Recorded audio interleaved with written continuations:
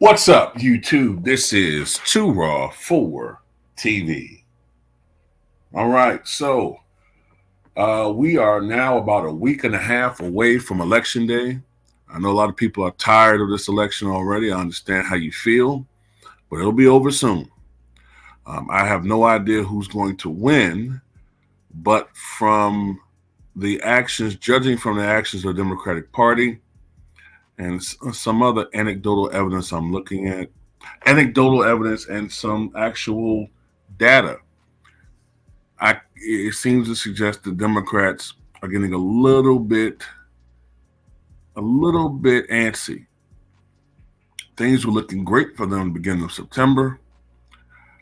After that debate performance, when Kamala got the insider scoop and the insider advantage of basically, having allies in the moderators, ally in the ABC News department leader, president, being a friend of hers. Uh, Relatively easy interviews being conducted with people who are sympathetic to her campaign or supporters of her campaign, at least. Softball questions, who's doing well. But then when the calls for her to actually do interviews where she's being pushed, exposed her for being, um, I guess, for all intents and purposes, an empty suit.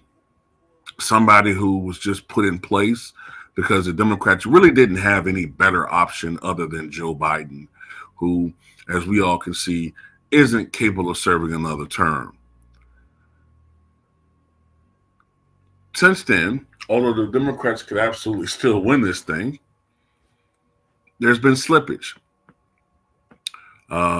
Look, it's still early in the early voting process. Last time I saw the numbers, 32 million, people have already voted in this country.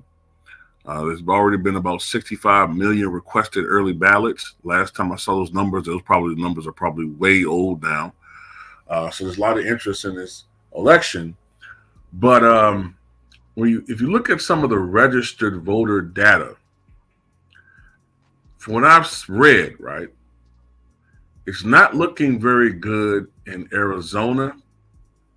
It's not looking very good for Democrats in Arizona. It's not looking very good for Democrats in Georgia. And so far, things are not looking all that great for them in Pennsylvania. Now, this could change. Every election is different. How voters behave may be different in this election than 2016, 2020. But right now, let's just go with this. I've done this before. If Trump were to carry all of the states that he won in 2020 and didn't have any of those flip to the Democrats, he had 232 electoral votes in 2020 because of the change in electoral college, because of the census. He would have 235 electoral votes as a base start. If you add Arizona, that pushes him to 246, right? Because 11 electoral votes. Georgia has 16. That'll put him to 262. Pennsylvania has 19. That pushes him over top to 281. If that's the way things went.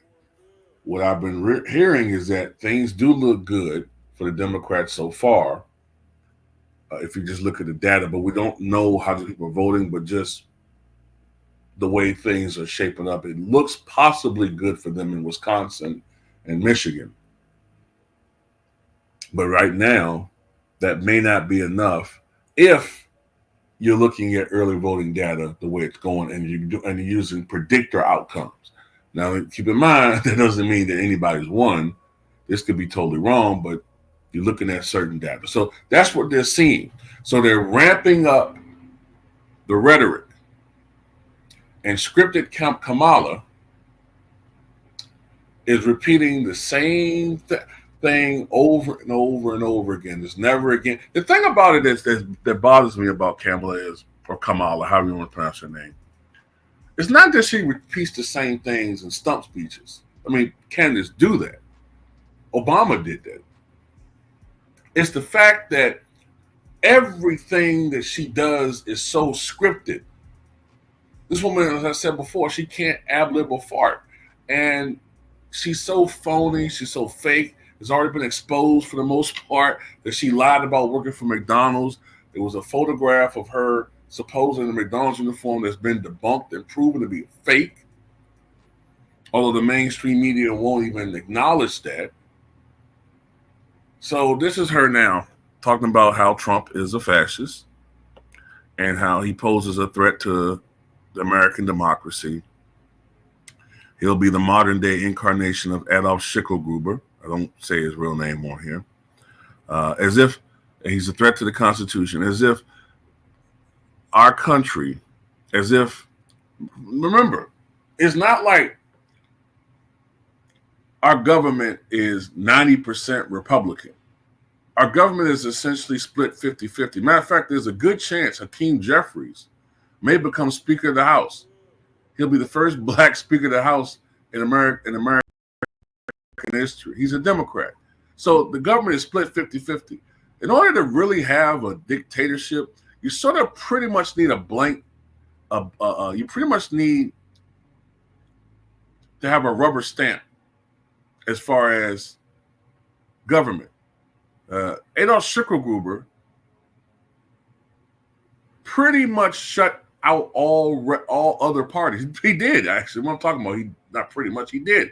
He got rid of all the other parties. It was a one-party state. America is not a one-party state. We're essentially a nation split 50-50.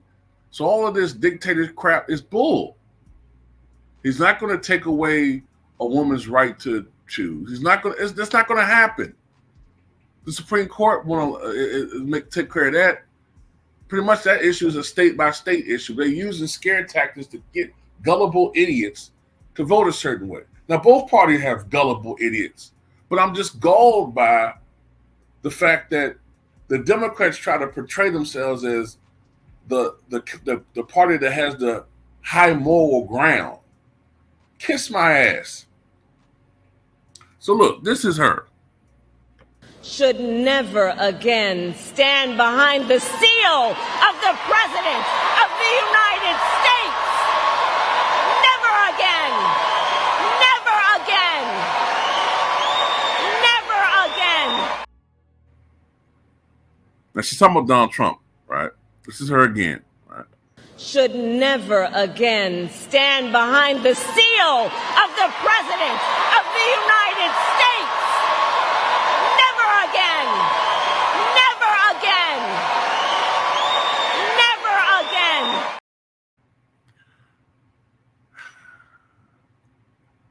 This is how scripted this woman is. Should never again stand behind the seal of the President.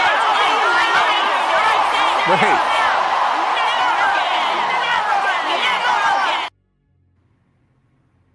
No originality, pre-prepared scripts. It's not really how she truly feels about things. Like I said, I understand most politicians speak from a script, but they usually show an ability to at least break away from the script and speak. To be able to speak from the heart or to speak ad lib, be extemporaneous.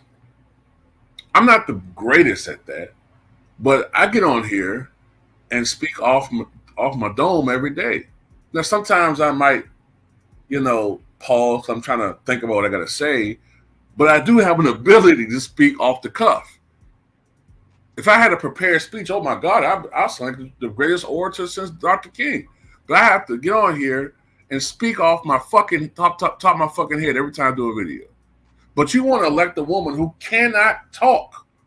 She can't, even when she's doing Q&As. She got caught recently speaking off a teleprompter. There's nothing wrong with a politician speaking off a teleprompter, but the fact that she can't seem to articulate a thought without it having to be whispered to her in some hidden device or some carefully placed to be concealed from cameras, teleprompter. It just smells of a. I mean, it's the epitome of the image of the idiot candidate who is the ultimate puppet, who they're just trying to push through. You know how like remember the episode? I don't know if you guys ever watched The Honeymooners, but you remember the episode when these corrupt politicians wanted to run Ralph as a candidate, Ralph Cramden, and he would just have been a puppet. Just say what we tell you to say. Just say what we tell you to say. You'll be well compensated. You'll have power, but you won't have independent power. You'll just have power that we wield ourselves through you, but you won't really be anything other than a puppet. Like I said before, the fact that you have war criminals, in my opinion, like Lynn Cheney and Dick Cheney backing this woman, that smells of the ultimate establishment, status quo, corporate-backed puppet.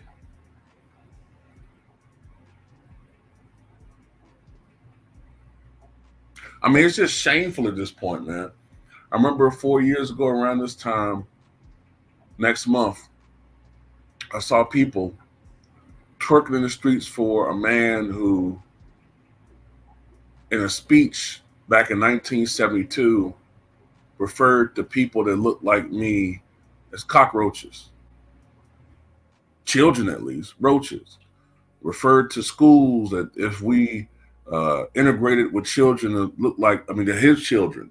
If people that look like me integrated with his kids in school, the schools would be racial jungles. That's the man that they were twerking the streets for.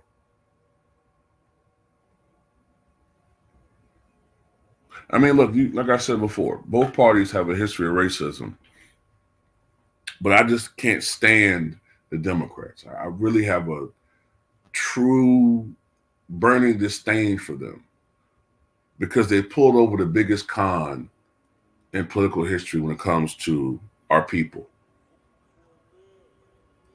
They know how sensitive we are to racism. So they try to pretend to be our friends, but they're phonies. And that's why I really hate them, because I know what it's like to have a supposed friend. A lot of us know this, to have somebody that professes to be a friend of ours, but in reality, they've been stabbing us in the back the whole time. And that's why I look at the Democratic Party. We know Republicans don't fuck with us. We don't cold when it comes to them. But to have these pieces of shit act like they really have our best interests at heart when they look at us nothing but fucking votes. Matter of fact, they feel like they have a right to our votes. And if we question that in any way, shape, or form, they play all these games. They get all of their shields out to try to humiliate you. If you happen to be a black person in a position of authority, of any type of authority, and you're affiliated with the party like Eric Adams, and if you disagree with them in any way, shape, or form, they do to Eric Adams what they're doing now, or to that person they're doing Eric Adams. I can't stand them. I cannot stand them at all. Can you really think of any black leader right now who even speaks out about the plight of black people in this country? Think about it. Do we really have any Democratic leaders who put their people ahead of the party? The last one I could think of that even did that to an extent was Jesse Jackson. And look what they did to him. And when Jesse Jackson actually became a political heavyweight in 1988, got the second most delegates in the primaries, he was politically, they ganged up on him pretty much. They pretty much ostracized him, and a guy who should have been in the running for the presidential nomination in 1992, at the very least, vice presidential nomination. They knew the realities. They knew the will. Nah, we don't need a black candidate. We just use tokenism, symbolism. That's enough for them. We'll never give them any real power, anyone that looks like them, that's sympathetic to them, I should say, and has their best interests at heart. We'll never give them any real power from the party. Same thing Republicans. They don't do it either. But anyway, that's all I got to say about it.